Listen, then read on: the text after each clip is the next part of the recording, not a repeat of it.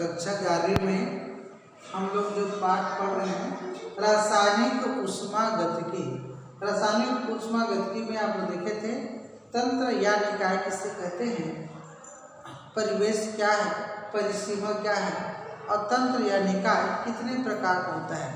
तो 3 प्रकार का बताया था मैं, बंद तंत्र, खुला तंत्र और वेलीय तंत्र। यहाँ तक समझने के बाद हम आगे जो समझेंगे इसमें वो है बृहद निकाय। बृहद निकाय या निकाय में तंत्र। तो बृहद निकाय किसे कहते हैं देखोगे, ऐसा तंत्र जिसमें अणुओं या परमाणु या फिर आयनों की संख्या एक जगह बहुत सी मात्रा में हो, है ना। किसी तंत्र में या ऐसा तंत्र जिसमें अणुओं, परमाणुओं या आयनों की संख्या अधिक हो, एक साथ अधिक हो, तो उसे कहते हैं बृहद तंत्र। बृहद तंत्र कितने प्रकार का होता है? 2 प्रकार का। पहला जो होता है वह होता है विस्तीर्ण। क्या? विस्तीर्ण। इसको आप वाह्य गुण लिख सकते हो बृहद तंत्र का। क्या? वाह्य गुण। ये क्या है देखोगे, जो तंत्र में उपस्थित पदार्थ की मात्रा पर निर्भर करते हैं। विस्तीर्ण गुण किसे कहेंगे? जो तंत्र में उपस्थित पदार्थ की कितनी मात्रा है इस पर निर्भर करेगा, उनकी प्रकृति पर निर्भर नहीं करेगा। ये तंत्र है, इस तंत्र में जो पदार्थ की मात्रा है इस पर निर्भर करेगा क्या? उसका गुण। तब उसे कहेंगे विस्तीर्ण या फिर वाह्य गुण। क्या क्या जो है मात्रा पर निर्भर करता है?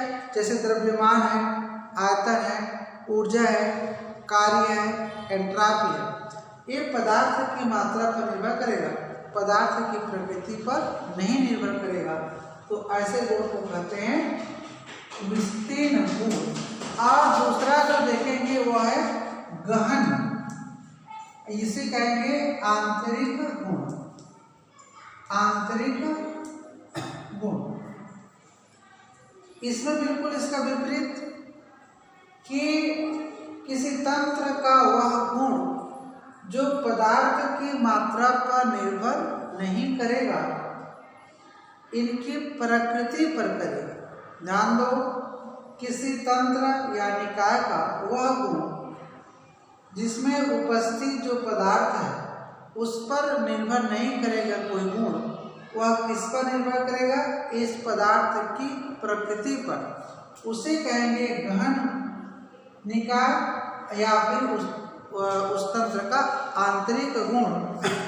देखेंगे क्या क्या इसमें, जैसे ताप है, दाब है, आयतन है, पृष्ठ तना है, क्वथनांक है, गलनांक है, हिमांक है। ये सब इस पदार्थ की प्रकृति पर निर्भर करता है, आयतन पर निर्भर नहीं करता। तो ये बृहद निकाय और उसके जो 2 प्रकार, इसको देखने के बाद हम लोग आगे टॉपिक्स देखेंगे इसमें कि कार्य, ऊष्मा तथा ताप। ये कार्य, ऊष्मा तथा ताप, इसमें देखना सबसे पहले देखेंगे कार्य माने वर्क। ये कार्य की परिभाषा साधारण परिभाषा, यह ऊर्जा का ही एक रूप है। ऊष्मागतिकी के अनुसार बल तथा दूरी के गुणनफल के बराबर होता है। ऊष्मागतिकी के अनुसार कार्य की क्या परिभाषा होगा कि बल तथा दूरी माने विस्थापन के गुणनफल के बराबर होता है। ये जैसे एक बिंदु ले लीजिए बी, ये आपका एक यहाँ से यहाँ तक ये एक बल है, एफ माने फोर्स, ये बल, और यहाँ से यहाँ तक ये आपका हो गया विस्थापन दूरी dx। तो देखोगे कि बिंदु, यदि किसी बिंदु ए पर आरोपित बल, किसी बिंदु पर आरोपित बल F मतलब फोर्स को हिंदी में कहेंगे बल, द्वारा बिंदु ए का बल की दिशा में बिंदु बी तक विस्थापन, यहाँ से यहाँ तक का जो विस्थापन है वह क्या होगा, dx होता है। तो किया गया कार्य माने W, वर्क, W बराबर क्या हो जाएगा, F गुणित dx। F माने फोर्स और dx माने विस्थापन या दूरी। इस प्रकार कार्य को देखें। और कार्य की कभी कभी कोई पूछे इकाई तो SI जो यूनिट है कार्य की, ये SI जो यूनिट है वो है जूल या न्यूटन मीटर, जूल या न्यूटन मीटर। अब इसमें पूछे कि 1 किलो जूल में कितना जूल, 1 किलो जूल बराबर 1000 जूल, ठीक है। और 1 जूल बराबर होगा 1 न्यूटन गुणित मीटर। ये आपको बताना है कार्य के बारे में अगर पूछे तो। अब देखेंगे हम लोग दूसरा कार्य के बाद उष्मा तथा ताप। ये उष्मा तथा ताप,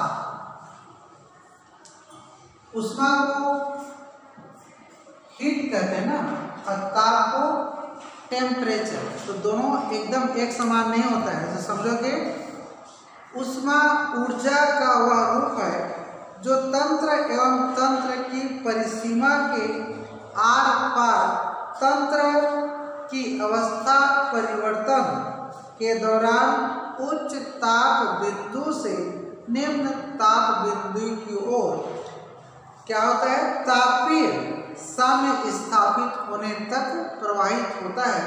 वो क्या कहलाता है, उष्मा। फिर परिभाषा सुन लोगे आप लोग। उष्मा ऊर्जा का वह रूप है जो तंत्र एवं तंत्र की परिसीमा के आर पार तंत्र की अवस्था परिवर्तन के दौरान उच्च ताप बिंदु से निम्न ताप बिंदु की ओर तापीय साम्य स्थापित करने के होने तक प्रवाहित होता है। कहने के तात्पर्य, मान लो ये आपका एक गिलास है और इस गिलास में गर्म पानी भरा है, ठीक है। तो ये परिवेश हो गया। ये कहने मतलब तंत्र को छोड़कर ब्रह्मांड का शेष भाग क्या कहलाता है, परिवेश कहलाता है। ये परिवेश हो गया, ये तंत्र हो गया। ये जो दीवार है ये कहलाएगी परिसीमा। ये परिसीमा हो गया बाउंड्री, ये हो गया तंत्र, ये हो गया परिवेश। तो उसमें क्या होगा, धीरे धीरे धीरे अधिक ताप से कम ताप की ओर, मतलब तंत्र से परिसीमा को पार कर किसमें जाएगा, उष्मा किसमें जाएगा, परिवेश में। कब तक चलेगा, जब तक परिवेश और तंत्र का ताप समान न हो। तो इसे कहेंगे हम लोग उष्मा। और तंत्र को दी गई उष्मा, ध्यान दो, तंत्र को अगर उष्मा देंगे, ये कोई तंत्र है, तंत्र को दी गई उष्मा, तो देने से क्या होगा, यहाँ पर उष्मा क्या होगा, अवशोषित उष्मा। तंत्र को अवशोषित उष्मा, तो तंत्र में या निकाय में जो उष्मा है और बाहर से उसको उष्मा और दे रहे हैं, तो ये पॉजिटिव होगा कि निगेटिव होगा, पॉजिटिव होगा, क्योंकि उष्मा की मात्रा बढ़ रही है। तो हमेशा ये धनात्मक में होता है, पॉजिटिव होता है। और तंत्र द्वारा दी गई उष्मा, ये ध्यान दो, तंत्र द्वारा दी गई, तंत्र द्वारा, तो तंत्र काम कर रहा है तो उष्मा का ह्रास होगा तो उष्मा की वृद्धि होगी, तो बताना उष्मा निकलेगी उसमें तभी तो कार्य होगा, कार्य करने की क्षमता को उष्मा कहते हैं। तो इसको कहेंगे उत्सर्जित उष्मा। कोई तंत्र जब काम कर रहा है तो काम करे तो उसमें ऊर्जा उष्मा का क्या होगा, धीरे धीरे ह्रास होगा अर्थात तो कमी होगी, उसे कहेंगे उत्सर्जित उष्मा। इसका मान हमेशा निगेटिव या ऋणात्मक होता है। ये जो चीज़ आप लोग देख लिए, और अब देखेंगे कि उष्मा की इकाई क्या है। तो उष्मा की जो SI इकाई है उष्मा की, वो होता है जूल। क्या होता है? जूल। और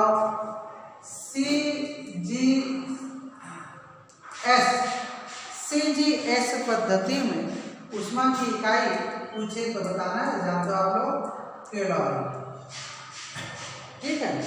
और एक जूल में कितना कैलोरी होता है बताना, 0.239 जूल। एक कैलोरी बराबर 0.239 जूल। एक कैलोरी बराबर, अगर एक कैलोरी को किसमें बदले, जूल में बदले, और एक कैलोरी बराबर 1 जूल बराबर 0.239 क्या बताया, कैलोरी, और एक कैलोरी को बदलेंगे जूल में तो 4.1 जूल होता है। इस प्रकार ये उष्मा ताप की परिभाषा। अब देखेंगे उष्मागतिकी प्रक्रम। तो उष्मागतिकी जो प्रोसेस है, ये उष्मागतिकी प्रक्रम माने प्रोसेस, प्रक्रम माने ये प्रोसेस है ना, प्रक्रिया। तो ये क्या देखोगे, वह प्रक्रिया जिसमें तंत्र की भौतिक तथा रासायनिक अवस्था में ऊर्जा परिवर्तन होता है ना। ऐसा प्रक्रिया जिसमें निकाय या तंत्र की भौतिक तथा रासायनिक अवस्था में ऊर्जा परिवर्तन होता है, ये कहलाता है उष्मागतिकी प्रक्रम। और ये जो है 7 प्रकार का होता है। कितना प्रकार का होता है? 7 प्रकार का। तो सबसे पहले देखेंगे समतापीय प्रक्रम, दूसरा देखेंगे रुद्धोष्म प्रक्रम, तीसरा देखेंगे समदाबी प्रक्रम, और चौथा देखेंगे सम आयतनिक प्रक्रम, और जो पांचवा आप देखोगे चक्रीय प्रक्रम, चक्रीय प्रक्रम, छठवां देखोगे उत्क्रमणीय प्रक्रम, और सातवां देखोगे अनुत्क्रमणीय प्रक्रम। तो उष्मागतिकी प्रक्रम 7 प्रकार, समतापी, रुद्धोष्म, समदाबी, समआयतनिक, चक्रीय, उत्क्रमणीय और अनुत्क्रमणीय प्रक्रम। अब हम इसी उष्मागतिकी के जो प्रक्रम है, इसके प्रकार को एक एक प्रकार की परिभाषा और इसके क्या महत्व है, इसको हम लोग नेक्स्ट पीरियड में पढ़ेंगे। ठीक, थैंक यू।